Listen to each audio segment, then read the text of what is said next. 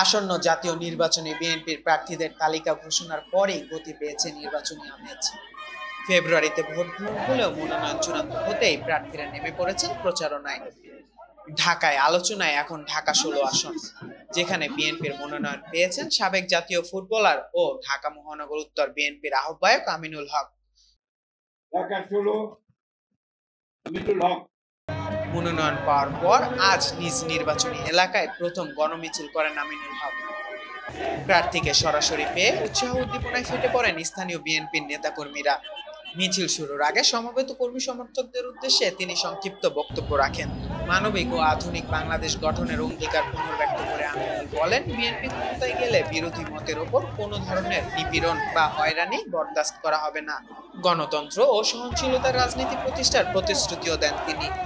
আমরা ইনশাআল্লাহ একটি মানবিক বাংলাদেশ গড়তে পারবো প্রিয় বন্ধুরা আমার, এবং আমি আমার এই প্রিয় এলাকাবাসী পল্লবী রূপনগরের সকল সাধারণ মানুষ যারা রয়েছেন, আমি সব সময় আপনাদের কাছে কৃতজ্ঞ এবং আমি সব সময় আপনাদের কাছে ওয়াদাবদ্ধ যে আমার এই পল্লবী রূপনগরের প্রত্যেকটি সমস্যা আমি আমার নিজের সমস্যা মনে করে সমাধান করব ইনশাআল্লাহ।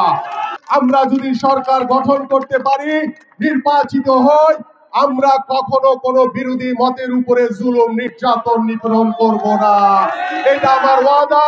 এবং আমরা সকলেই সমভাবে আমরা একই ছাদের নিচে একই পরিবারের মতন একই প্রতিবেশী হিসেবে আমরা ঐক্যবদ্ধ হিসেবে আমরা আমাদের প্রত্যেকটি সমাজকে সুন্দরভাবে গড়ে তুলব। আমিনুল হকের এই গণমিছিলে অংশ নেন ঢাকা 16 আসনের স্থানীয় বিএনপি ও এর অঙ্গ সংগঠনের বহু নেতাকর্মী। তারা আশা প্রকাশ করেন, আগামী নির্বাচনে ঢাকা 16 আসনে বিজয়ের মুখ দেখবে বিএনপি, আর নেতৃত্ব দেবেন আমিনুল হক। মইনুল ইসলাম, চেষ্টা টিভি, ঢাকা।